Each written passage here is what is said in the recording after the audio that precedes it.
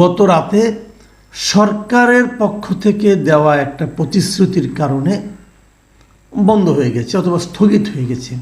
তারা এখন আর সেই জুলাই বিপ্লবের ঘোষণাপত্র প্রকাশ করবে না। তারা তাদের সেই কর্মসূচি থেকে সরে এসেছে।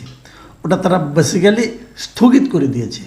স্থগিত করে দিয়ে তারা নতুন একটা কর্মসূচি দিয়েছে, সেটা হলো মার্চ ফর ইউনিটি।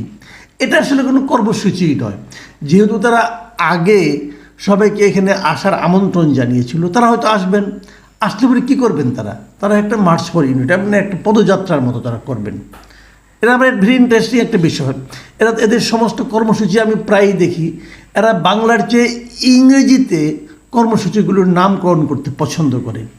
এটা কেন করে আমি জানি না, হয়তো অতিরিক্ত জ্ঞানের কারণে হতে পারে, আই এম নট শিওর।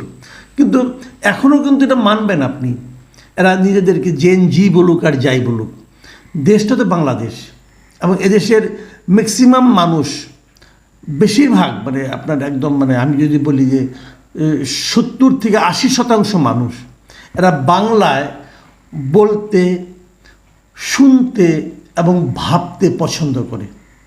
তো ওনারা একটু আপার ক্লাস কিনা জানি না, ওনারা ইংরেজিতে বেশি বলতে ভালোবাসেন। ওনাদের আপনারা একটু চিন্তা করে দেখেন, ওনাদের 90% কর্মসূচি এবং এর নাম হলো ইংরেজিতে তারা দেন।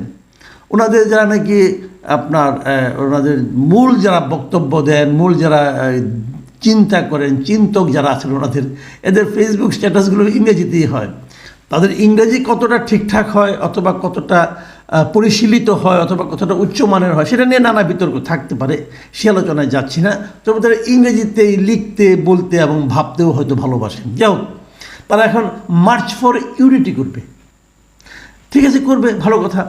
কিন্তু প্রশ্নটা হলো, আমি মার্চ ফর ইউনিটি নিয়ে কোনো কথা বলছি না। তাদের যে সেই প্রোক্লেমেশন অফ রেভলিউশন যেটা ছিল, জুলাই বিপ্লবের ঘোষণাপত্র, সেটা নিয়ে একটু কথা না বলতে চাই আমি। সরকারের পক্ষ থেকে কী বলা হয়েছে, প্রধান উপদেষ্টার যিনি প্রেস সচিব, তিনি গত রাতে বলেছেন যে অন্তর্বর্তীকালীন সরকারের পক্ষ থেকে জাতীয় ঐকমত্যের ভিত্তিতে জুলাই গণ অভ্যুত্থানের একটি ঘোষণাপত্র তৈরির উদ্যোগ গ্রহণ করা হয়েছে। তারা জুলাই গণ অভ্যুত্থানের ঘোষণাপত্রের একটা উদ্যোগ নিয়েছেন সবার সঙ্গে মিলে, মানে জাতীয় ঐকমত্যের ভিত্তিতে তারা একটা ঘোষণাপত্র প্রকাশ করবেন। এই কথার প্রতিশ্রুতিতে, এই প্রতিশ্রুতির উপর ভিত্তি করে ছাত্রদের যে পূর্ব ঘোষিত যে কর্মসূচি ছিল, যে শহীদ মিনার থেকে জুলাই বিপ্লবের ঘোষণাপত্র প্রচার করবেন, প্রকাশ করবেন, সেটা তারা স্থগিত করেছেন। এখন প্রশ্ন হলো, দেখুন একটা জিনিস, ছাত্ররা প্রকাশ করতে চেয়েছিল জুলাই বিপ্লবের ঘোষণাপত্র, যাকে ইংরেজিতে তারাই বলেছিল যে প্রোক্লেমেশন অফ রেভলিউশন। খেয়াল করবেন, সরকার ঘোষণা করতে চাচ্ছে জুলাই গণ অভ্যুত্থানের ঘোষণাপত্র। তার মানে বেসিক একটা পার্থক্য হলো, ছাত্ররা যেটাকে বিপ্লব বলছিল, সরকার সেটাকে গণ অভ্যুত্থান বলছে। গণ অভ্যুত্থান এবং বিপ্লব দুটা কি সমার্থক, একই অর্থ বহন করে? না, দুটোর মধ্যে যোজন যোজন দূরত্ব আছে, দুটো এক জিনিস নয়। এবং সরকারের পক্ষে এটাকে জুলাই বিপ্লব বলা সম্ভব নয়। এই কারণে, বিপ্লব হতে হলে সেখানে একটা বিপ্লবী পার্টি লাগে। বিপ্লবী হতে হলে, বিপ্লব বলতে গেলে বিপ্লবের পর যে সরকারটা হয় সেটা হওয়া উচিত বিপ্লবী সরকার। যে অন্তর্বর্তীকালীন সরকার আমরা দেখছি এই মুহূর্তে, সেটাকে আমি কোনো বিবেচনাতে বিপ্লবী সরকার বলবো না। এই কারণে বলবো না, এই সরকারের উপদেষ্টাদের আমার বিবেচনায় শতকরা 80ভাগেরও বেশি সদস্যের সঙ্গে এই জুলাই গণ অভ্যুত্থানের সঙ্গে কোনো সম্পর্কই ছিল না। তারা হঠাৎ করে ডক্টর ইউনূসের পছন্দের কারণে তারা এসে এখানে উপদেষ্টা হয়েছেন। কাজেই এটাকে আমি বিপ্লবী সরকার বলতে রাজি না, ওনারাও বলবেন না। এবং যেহেতু ওনারা বলবেন না, বলতে পারবেন না, সেহেতু তারা বিপ্লব থেকে সরে এসে এটাকে নামকরণ করেছে জুলাই গণ অভ্যুত্থান। ওকে, এটুকু নিয়ে আমার কোনো আপত্তি নেই, ছাত্ররা মেনে নিয়েছে, এটাতেও আমার কোনো আপত্তি নাই।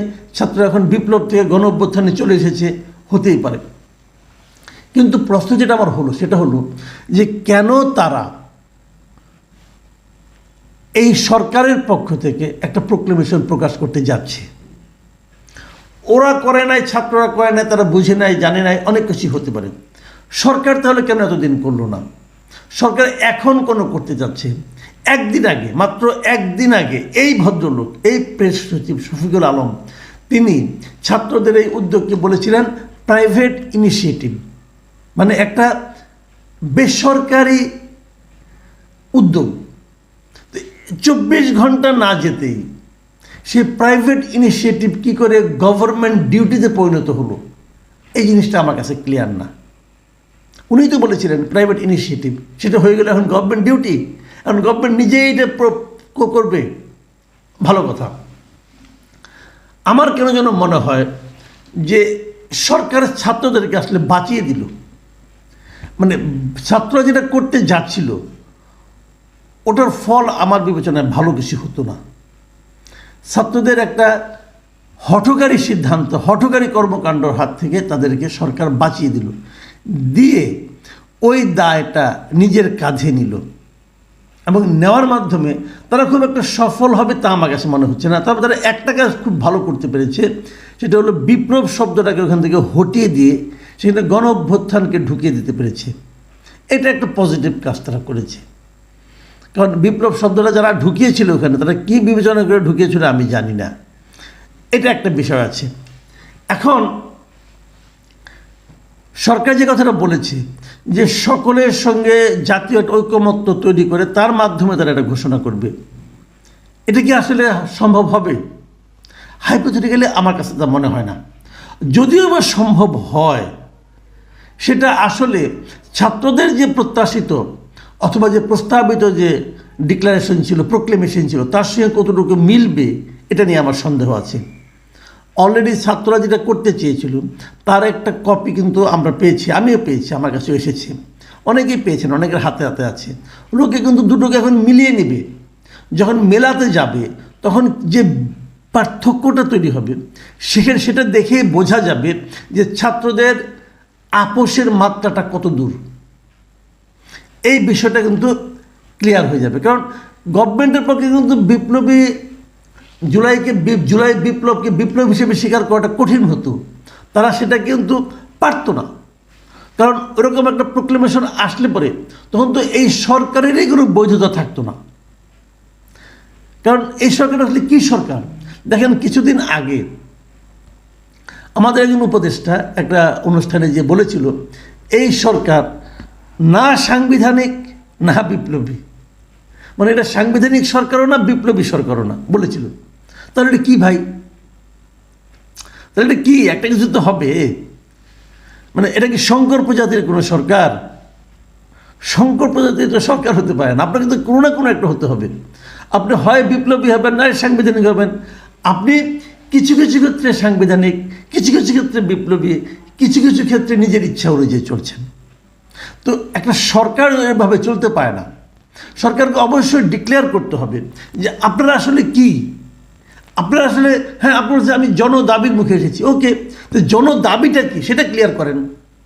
জনদাবিটা কি? কোনো নিয়ম না মানা? যদি আপনি কোনো নিয়ম না মেনে একটা সরকার গঠন করেন, নিয়ম না মেনে একটা সরকার পরিচালনা করেন, তাহলে আপনি কীভাবে আশা করবেন যে আপনাদের বলে দেওয়ার নিয়ম সবাই মানবে? এটা তো হবে না। আপনাকে তো কোনো না কোনো একটা পথে যেতে হবে। আপনারা কিছু কিছু ক্ষেত্রে সংবিধান মানেন, কিছু কিছু ক্ষেত্রে সংবিধান মানেন না। যিনি মানেন না তাকেও কেউ কিছু বলেন না। আবার ছোটরা যদি না মানে তখন তাদের বিরুদ্ধে খড়গহস্ত হন। আপনারা সংবিধান মানেন না, কিন্তু সরকারি কর্মচারী আচরণ বিধি নিয়ে একজন ম্যাজিস্ট্রেটের বিরুদ্ধে অ্যাকশন নেন। আবার এই সরকারি কর্মচারী আচরণ বিধি যখন সচিব পর্যায়ের লোকেরা লঙ্ঘন করে তখন তাকে আবার প্রমোশন দেন। ভাই আপনারা করছেনটা কি? ক্লিয়ার করেন। আপনারা তো কোনো ক্লিয়ার করতে পারছেন না। এই যে ঝামেলাটা, এই ঝামেলাটা কীভাবে সরকার এড়াবে আমি জানি না। তবে আমি যেটা বলবো, এই যে ঘোষণাপত্র প্রকাশের দায়িত্বটা সরকার যে নিজের কাঁধের উপর নিয়ে নিলেন, এখন এটা নিয়ে সরকার একটু বেকায়দায় পড়বেন এখন। কারণ তারা এই বিষয়ে কোনো জাতীয় ঐকমত্য তৈরি করতে পারবেন বলে আমি মনে করি না। কারণ এই জুলাই গণ অভ্যুত্থান বলেন আর বিপ্লব বলেন, এটাকে সমস্ত দেশের মানুষ একভাবে দেখে, এখন আর দেখে না, এখন নানাজন নানাভাবেই দেখে।